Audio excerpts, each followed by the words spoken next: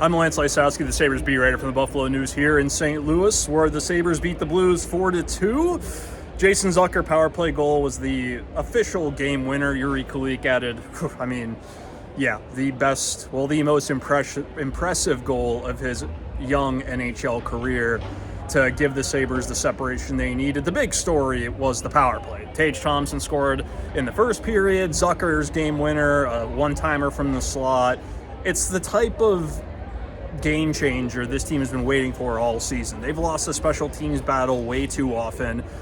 In these close games, they haven't gotten that big power play goal that really released some of the tension and gave them, that one goal lead or the 2-goal lead that they needed. Zucker, unquestionably this franchise's best free agent forward acquisition in at least a decade. Scores his 10th of the season, one-timer from the slot, quick puck movement. Quinn with his second assist of the game. This team, even though it's the first time since the California trip where the Sabres won a game in which they did not play well. They looked slow. Even their best player, Rasmus Dahlin, didn't have a great game. Dahlin did not look like himself. Most of their players didn't look like themselves. You can attribute it to the 3 p.m. Eastern time start here in St. Louis. You could say that, hey, the Blues played well. They did. They look like a much better team than they were, a month ago in Buffalo. Cam Fowler, the defenseman they added in the trade with Anaheim, was probably their best player in this game. Has really made a difference for them, but the Sabres couldn't get the puck out of their own zone. They had 12 shots on goal through 2 periods. They just couldn't create anything. But Luukkonen makes 35 saves, and that's the type of goalie performance that this team needed. And they did just enough to really squeeze this one out. Third 3-game win streak of the season, first since November 5th through the 9th, and they're going on to Dallas, where it's not going to get any easier. They're going to need a much better performance to beat the Stars. Some positives, of course. The Ryan McLeod line really made a big difference in this game. Lafferty draws a penalty in the third period before the Zucker goal. Malmsteen almost tipped a puck past Jordan Binnington just before that. McLeod was really applying pressure throughout this game. A really good trio, the type of energy line they needed, because when it comes to the top line, at even strength in particular, Tuck was the only one who was really going, shift in and shift out, blocked 4 shots.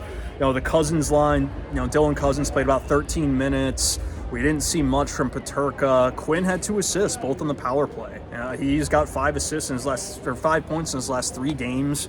He's looking much better, doing the little things that are going to not only lead to goals, but are going to keep him on the ice and get him more ice time, more opportunity. It's not a secret that Lindy Ruff was pretty frustrated with Quinn earlier in the year, but more explosiveness. He's playing faster. He's making small little plays in the offensive zone that, even if they don't show up on the score sheet, they really add up over the course of the game.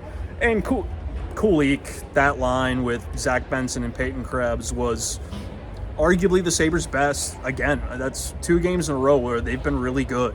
Peyton Krebs missed the net on a breakaway. He scored a goal in the first period. Zach Benson was stopped on a breakaway in the second period.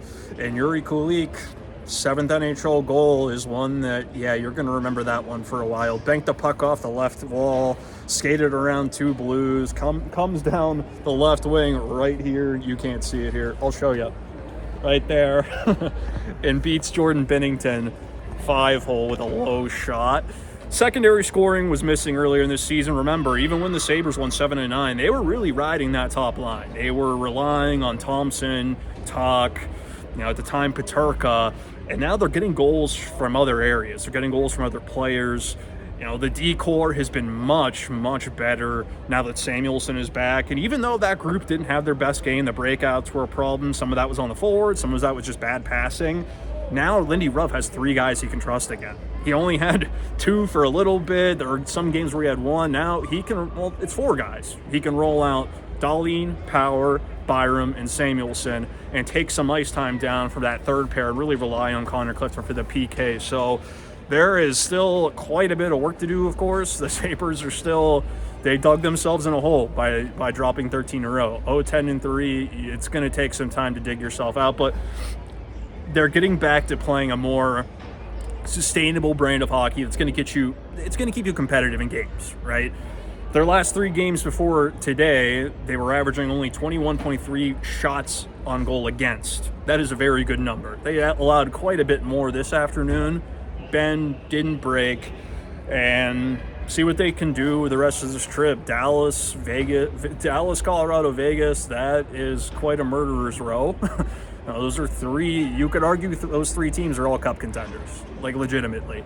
So we'll see how the power play looks. We'll see how the penalty kill can keep this going. They're scheduled to practice Monday in Dallas. I can't imagine that Lindy Ruff cancels that one, just with how disconnected they look at times. And yeah, no morning skate, different routine. Something was off. But hey, they win 4-2, won 3 in a row, and it's just one step at a time. I'm Lysowski, the Buffalo News, here from St. Louis. I'll catch you guys in Dallas. Thanks again.